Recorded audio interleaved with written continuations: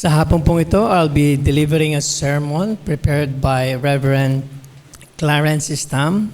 Siya po ay ang late pastor ng Cornerstone Canadian Reformed Church doon po sa Hamilton, Ontario. Pero bago po tayo magsimula, ating pong idulog muli sa Panginoon ang ating pag-aaral. Let us pray. Dear Heavenly Father, as we gather in your name, we humbly seek your divine guidance during this worship service as we hear and learn from your word through this preaching. Father, be the beacon that illuminates our path, the compass that directs our hearts, and the wisdom that guides our thoughts. May your presence be felt in every word spoken. We trust sa iyong infinite wisdom, and we pray para sa iyong paggabay to lead us on the righteous path. At ikos mo rin, Panginoon, ang aming puso na tumugon ng pananampalataya, paghingi ng kapatawaran at pagtitiwala sa iyo. Also, I pray that may you give me strength in order that I may faithfully and truthfully preach your holy word. This we pray in Jesus' name. Amen. Okay po, mga kapatid ko sa Panginoong Hesus. Muli magandang hapon. Noong nakaraang Lord's Day 28, ito yung unang Lord's Day about the meaning of the Lord's Supper. Kung maalala nyo, nagsimula po dun sa Lord's Day 28 ang pag-aaral ng Lord's Supper. Natutunan natin na ang banal na hapunan ito ay one of the communion between God and us in Christ Jesus through the Holy Spirit. At sa hapunan na ito, ang nagbuklod o nagbond sa pagitan natin at ni Kristo ay napalakas. Kaya nga sa banal na hapunan, katulad nung answer sa Lord's Day 28, question 76, kung inyo pong babalikan o makikita nyo, is a matter of being united more and more to His sacred body through the Holy Spirit. Marahil ang isang karagdagang tanong ay, what do you expect from the Lord's Day celebration? Ano nga bang in-expect natin? Inaasahan mo ba yung instant big change na magigain mo? O magagawa sa buhay mo nito? O baka umaasa ka na may isang sudden resurgence o pagbigay kalakasan o muling pagbabalik ng lakas ng iyong katawan. O kaya naman ang epekto ng Lord's Day sa inyo o somewhat is disappointing. Naintindihan po ba natin ang karanasan, for example, ng isang kabataan na dumadalo sa gawain ganito at nakaranas ng pag-take ng banal na hapunan sa unang pagkakataon and came away rather discouraged at sasabing, I didn't feel anything nung nag-take siya. Ganito din po ba ang nararanasan natin minsan when we take the Lord's Supper? Siyempre, we go to the Lord's Supper. Hindi mo isipin na lumayo dito kapag may Lord's Supper. But actually, it doesn't really do anything for us. At kapag dumadating na ang Lunes, ang epekto ng banal na hapunan ng Panginoon ay parang naglalaho na sa pagdaan ng linggo. Kung kaya, dito po sa Lord's Day 29 na ating pong pag-aaralan, ang katekismo ay tumatalakay sa mga ganitong bagay na tinatanong ko po sa inyo kanina. According to sound Reformed tradition, positibo po nitong ipinaliwanag ng nakaraang Lord's Day 28 ang doktrina patungkol sa banal na hapunan ng Panginoon. Kaya nga, ngayong Lord's Day 29, the Catechism proceeds in defending the significance of the Lord's Supper.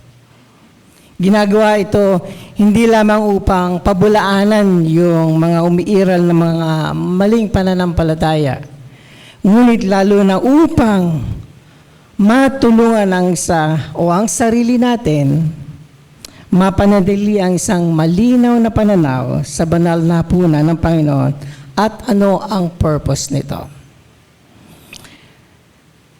And definitely, lahat po tayo may kanya-kanyang expectation o may isang inaasahan. Maaaring ang expectation niya ay sobra-sobra in the sense na mali naman yung inaasahan mo. Or you may not expect enough so that you miss the real meaning o that contains doon po sa bread and wine. Kaya naman, pupunta tayo sa pangunahing tanong behind the Lord's Day. At ang tanong po ay ito, what do the bread and wine really mean? Ano ba talaga ang ibig sabihin ng tinapay at ng alak? Kaya po, ang ating sermon summary is as follows. Sabi po dito sa ating pong pag-aaralan that the confession concerning the real truth in the Lord's Supper. At nakalagay po sa inyong bulletin, no magic formula. At may dalawang subpoint po tayong pag-aaralan. Ang unang nga po doon is no magic formula, parenthesis, but a great marvel.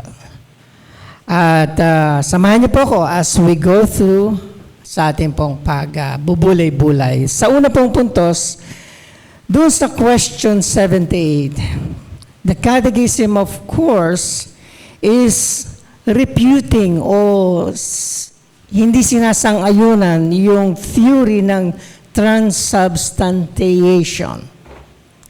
Mamaya po, maintindihan pa natin kung ano po ba ito. Ito yung teorya o theory na sa pamamagitan ng sagradong formula ng may hawak ng katungkulan o yung mga office bearers, which is sa Roma o sa Rome, mga priest. Ang paniniwala nila, yung bread and wine really become true physical body and blood of Christ. Kaya nga ang explanation ng Rome, this theory by claiming it, although the outward characteristic do not change yung bread and wine, yet essentially there is a remarkable, invisible, and powerful effective change na nagaganap. Ang resulta ng pagbabago pong ito ay ang tinapay at ang alak ay tunay na katawan at dugo ni Kristo sa kanilang paniniwala. At sa kanilang katuruan nga po, si Kristo ay bumabalik sa lupa ng personal sa pamamagitan ng tinapay at alak. And some of you perhaps know those doctrines if you came from the Catholic religion. Pero alam naman natin po na ito ay hindi totoo. Tama? Ang theory ito ay batay sa isang maling pagkaunawa sa ilang mga teksto na kung saan sinabi ng Panginoon doon sa Matthew 26 na binasa kanina ni Elder Charlie. Makikita niyo sa verse 26 and verse 28 na sinabi doon ng ating Panginoon, "This is my body." At sinabi pa doon sa isang verse, "This is the cup, this cup is my blood." Kaya sinabi ng Rome o ng Roma na ang one thing becomes the other. So literally, tinake nila yun. Siyempre, hindi nila pinapansin ang katotohanan na ang Panginoon ay madalas gumagamit ng mga simbolo. For example, dun sa sinabi sa John 15:5, if you're familiar with that, sabi po doon, I am the vine, you are the branches. John 15:5. Ito isang kamangha-mangha para sa atin po. To conclude, o maaring kamangha-mangha, pag inyong kinongclude that He is literally a vine, kung si Jesus ay literal na vine, at kayo ay literal na branches. I don't think mayroong magsusubscribe o magiging seryoso sa pag-subscribe ng ganitong klase ng theory, yung transubstantiation. And I hope wala po. Meron po ba? May isa pa pong tanong that I would like to touch upon in this respect. Isang tanong na mas mahalaga sa atin sa mga sandali pong ito. Because it deals with our expectation, yung kung ano yung inaasahan po natin in the Lord's table. Ang nakakaintriga na tanong po dito ay, bakit at kung papaano dumating ang mga tao sa ganyang klaseng teorya ng transubstantiation? Paano nga ba sila humantong sa ganitong teorya? Ang idea na ang tinapay at alak ay binago sa tunay na katawan at dugo ni Kristo was not born overnight. Hindi ito yung instant, ito gagawin natin, bukas yun ang theory natin. No, it doesn't done like that. Ito ay tumagal ng ilang taon to grow and to mature and was finally in place around 11th century AD pa na implement ito. At sa mga oras na yon, it was officially adopted by the Romanist Church. It took ages ang Rome to came up that far. At ganun pa man, ang posisyon na ito was definite and logically developed. So may kaganapan how they come or they arrive to such theory. Halos mula pa noon, ng 11th century, they went on that direction until now. Sinasabi nila sinasabi sa simula pa lang ng isa sa mga unang ama ng simbahan, marahil hindi nila sinasadya ang buong proseso sa pamamagitan ng pagtukoy sa tinapay at halak ng hapunan ng Panginoon bilang isang pharmaceutic. Okay po, let me further explain.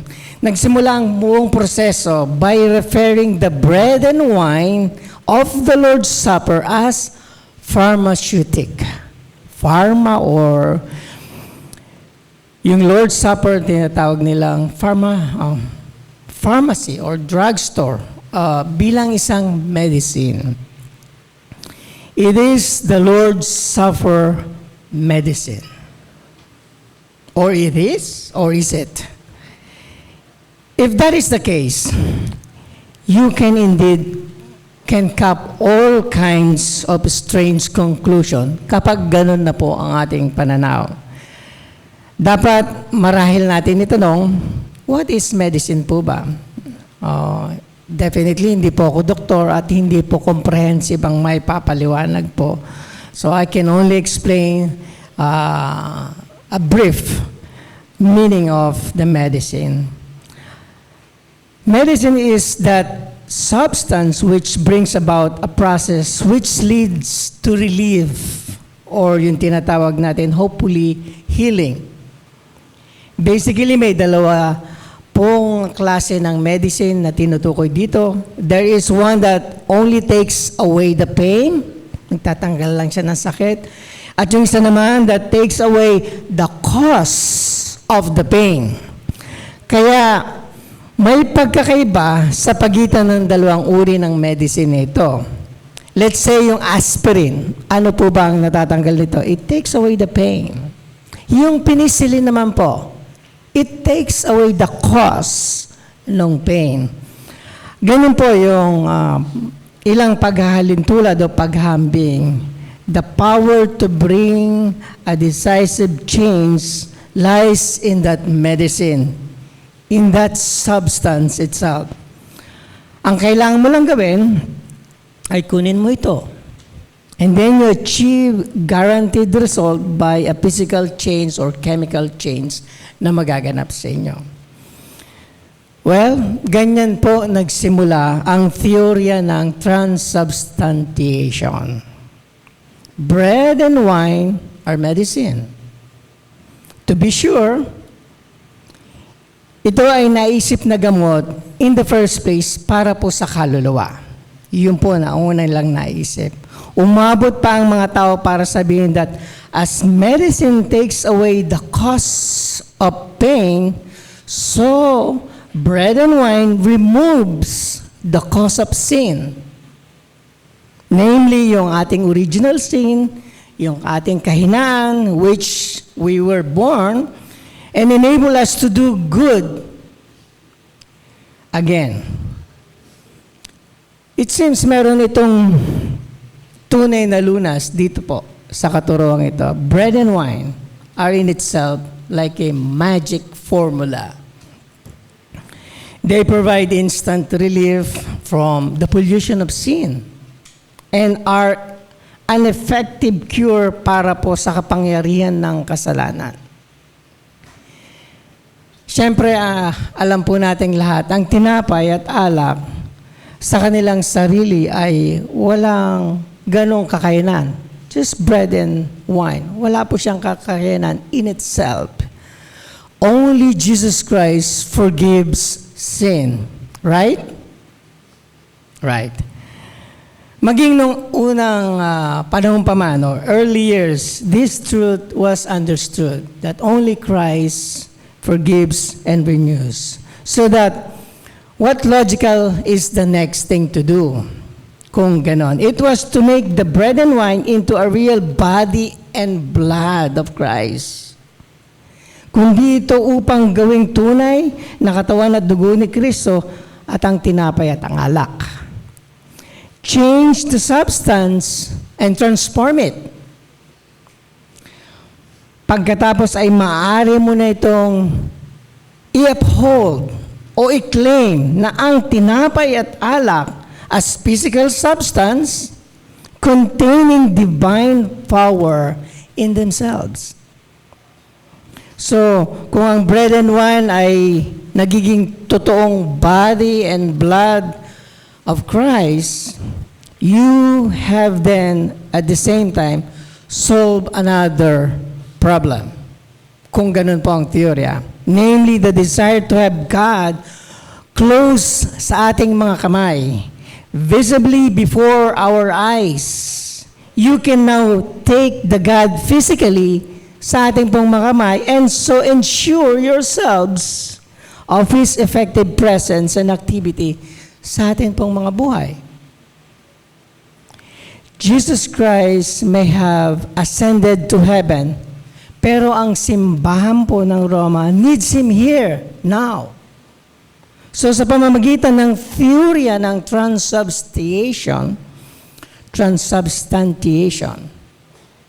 nagagawa ng simbahan na maabot at mahawakan po si Jesus. Let me tell you po one thing. Ang mga tao po, they want God, o small God. They do not want to be at His disposal. Ayaw nila ang Diyos na may hawak sa kanila. They are not there for Him, but He must be there for them. They do not want a faraway God, ayaw naman nila ng malayong gaman, who demands faith, prayer, who serve in spirit and in truth, but a God right before their eyes who can be touched and tasted and physically embraced. This is also the spirit of our time. Maging sa kasalukuyan, ganito po ang ilang mga kaganapan. Gusto ng mga tao na ang Diyos na nakikita nila, nahawakan nila, nararamdaman nila, natitikman nila, whom they can't contain inside themselves. Gusto nila na ang Diyos na kumikilos para sa kanila, a worldly God, and not a heavenly Savior. Hinahanap ng mga tao ang Diyos within themselves or among themselves, and not the God na nasa kalangitan. Hindi po ba nga, o hindi nga po ba, yan yung naging kasalanan ng Israel. Kung babalikan po natin, o matatandaan nyo yung history ng Israel, nang ang Panginoon ay nandoon sa mountain on Horeb. He was close by, yet so far. There was a separation, yung tinatawag ni smoke and fire. At nang si Moses po ay nanatili sa harapan ng Panginoon, sinabi ng mga Israel kay Aaron, Aaron, listen here, make us God that we can see and can feel. We don't want a God up there, but a God down here. At kaya gumawa sila ng golden calf, an idol. At kalaunan, in the Christian church, ang mga tao ay nagkukunwari na ang tinapay at alak ay binago sa tunay na katawan at dugo ni Kristo. Ito rin gaya ng mababasa natin dun sa Lord's Day 30 na binasa kanina ni Elder as part ng extension ng binasa. Although pag-aaralan lang natin, Lord's Day 29 ay isang insinumpang idolatry o yung tinatawag na accursed idolatry. Para bang ang Diyos ay maaaring ikoth o makulong sa isang estatwang ginto. Na para bang si Jesus ay maaaring pisikal na mapaloob sa isang kapirasong tinapay at patak ng alak. So, the Lord's Supper was made magic formula. Alam niyo po ba ang ibig sabihin ng magic? Siguro bilang mga bata may idea po tayo doon. Magic is making things appear out of nowhere. Tara, parang gano'n. Magic is a sleight of hands, panliling lang. Strange things ay nagaganap. You don't know sometimes what happened, but it seems nagaganap, nag-work. Magic means yung supernatural stuff is brought into real into nature. And it does so sa mabilis na pangyayari na kung saan you cannot follow yung process. In a wink of an eye, sabing ganun. Christ physically on earth, right before us in the bread of wine. It's like a sheer magic, yung ganitong klase ng teorya. Matatawag natin itong religion made easy, mapadali lamang. Ang Diyos ay nasa kamay lamang natin. Just take it and eat it. This is religion made magical and mystical. It is a magical mystery tour. I don't know how it works, but it works sa mga relihiyon na ito. Hindi nga ba yan yung ultimate appeal ng mga reformers o not reformers, appeal ng mga Romanists or Rome religion? Sabi ng Rome na merong sobrang magical things na nagaganap which is very awesome sa kanila. Physical things become divine.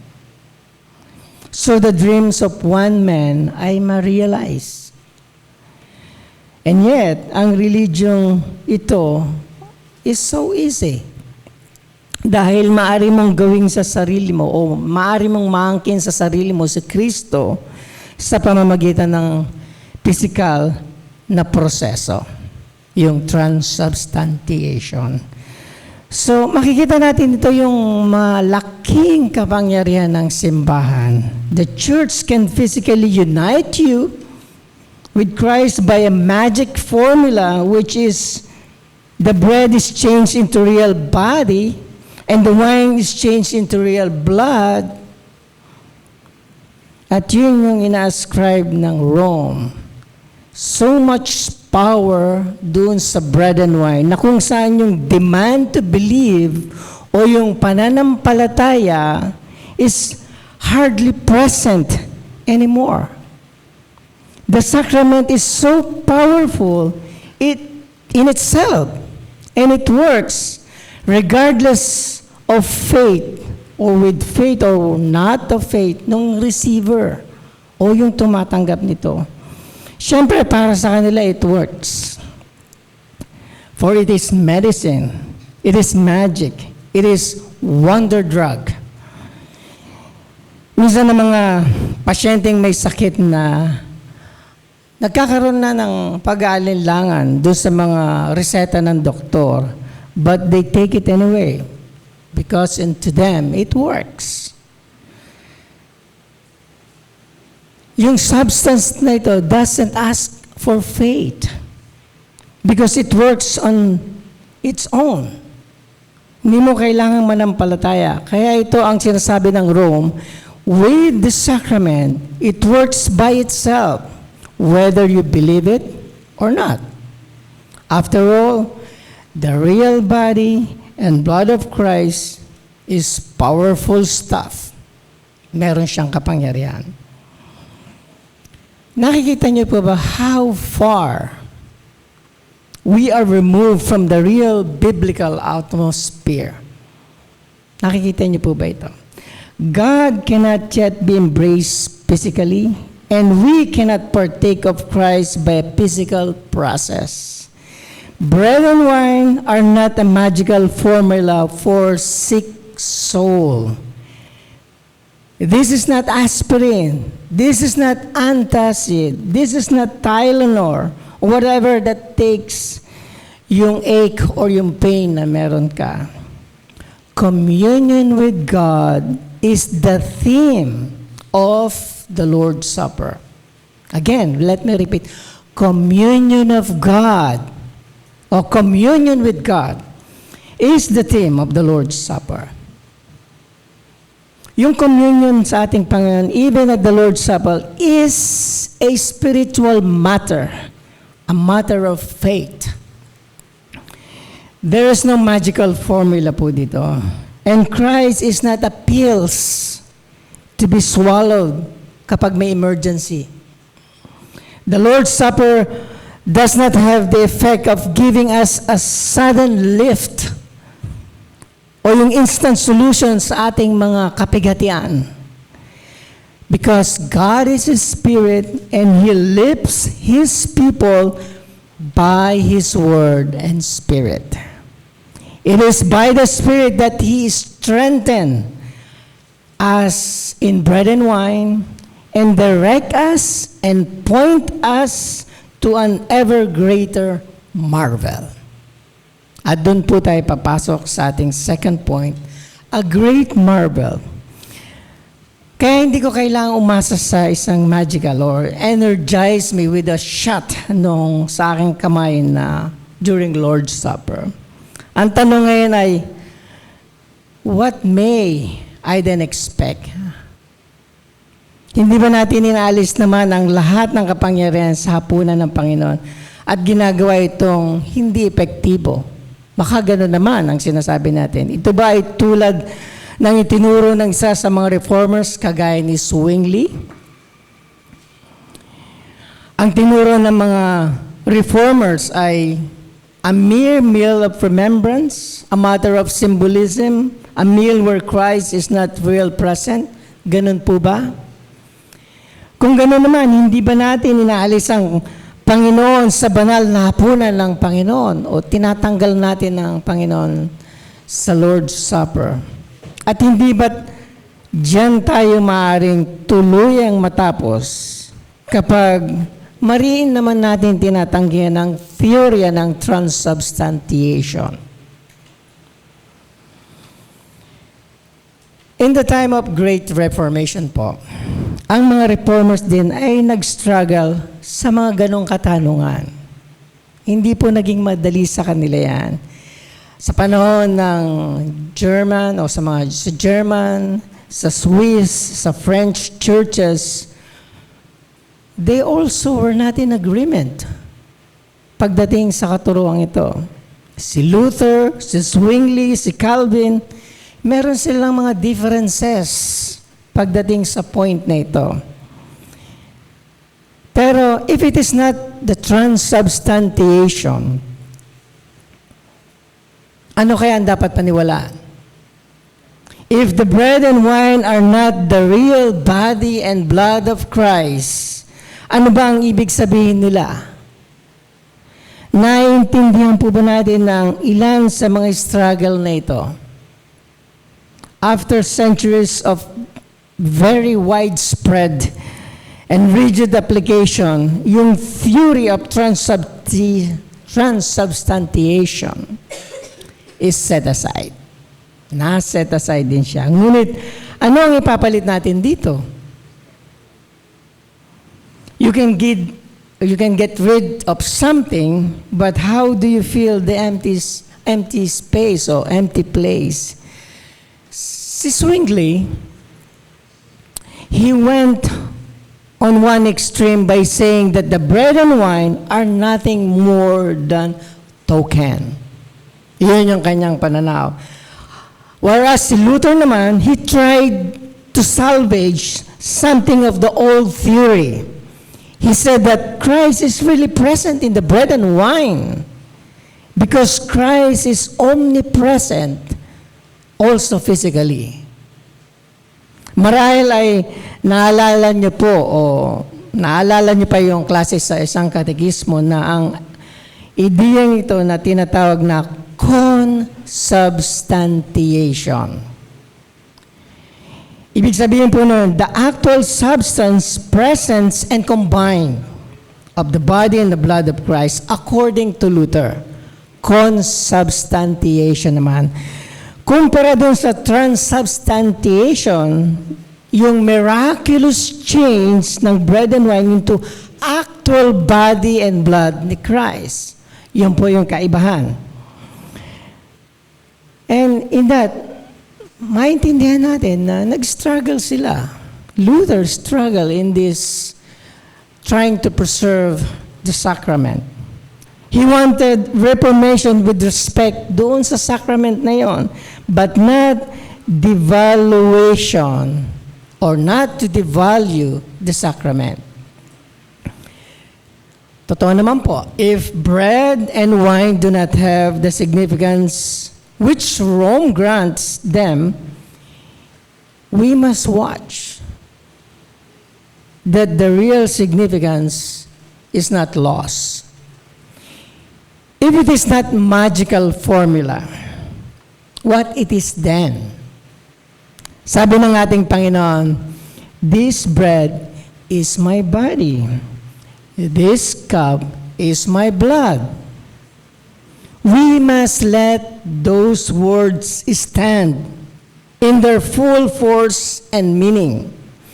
Christ calls bread his body and cup his blood, and the Catechism rightly name or remind us that the Christ speak this way for a good reason. Doon po sa binasa natin kanina sa Catechism, sa sagot, question 79. This means, at least, that when we receive the one, we also receive the other. Okay po? At the table of the Lord, therefore, we do not receive merely a piece of bread and a taste of wine. What we receive there is the real thing, the true body and blood of the Lord Jesus Christ.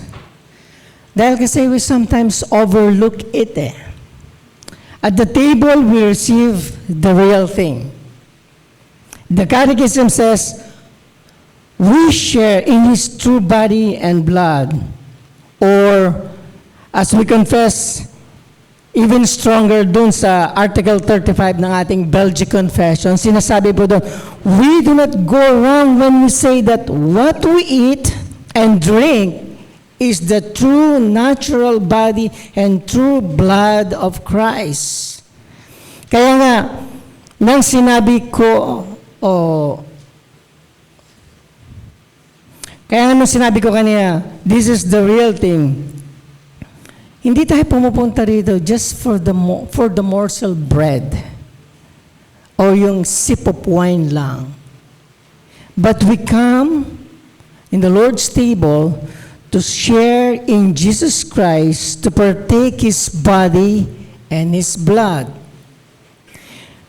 At kung gano'n naman po, ang isang bagay pa ay nagiging isang bagay pa. Ganun po ba? Not at all. You can take something to yourself in a physical sense, like yung bread and wine, And you can take something to yourself in the spiritual sense, like the body and blood of Christ. Ulitin ko po. You can take something to yourself in a physical sense, like bread and wine, and you can take something to yourself in the spiritual sense, like the body and blood of Christ. For the first activity, you need your mouth. And for the second activity, we need our heart. Kaya, naintindihan natin yung relasyon po nitong dalawa.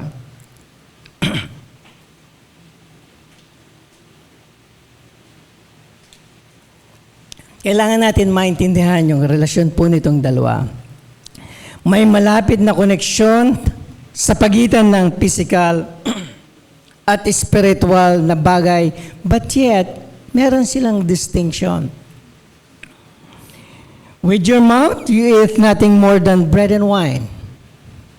But in your heart, by faith, spiritually, in bread and wine, you receive nothing less than Jesus Christ Himself. Okay po? He gave you His real body and blood. Remember that. This is the great marvel here at the Lord's Supper. Ito yung kamanghamanghang nagaganap during Lord's Supper. We do not expect if bread and wine, or from the bread and wine, wala tayong in-expect, but from one sacrifice of the body and blood of the Lord Jesus Christ. Hindi natin kailangan i-manipulate si Kristo na bumaba siya sa atin. Like the transubstantiation theory. Instead, we receive Him as He comes in spirit and in truth. Let the first church do their magic thing, or with the magic. But we, the true believers, share in the marvel of God's redemption. And I hope naging clear po sa atin ang katagang yon. Alam po ba natin ibig sabihin ng marvel?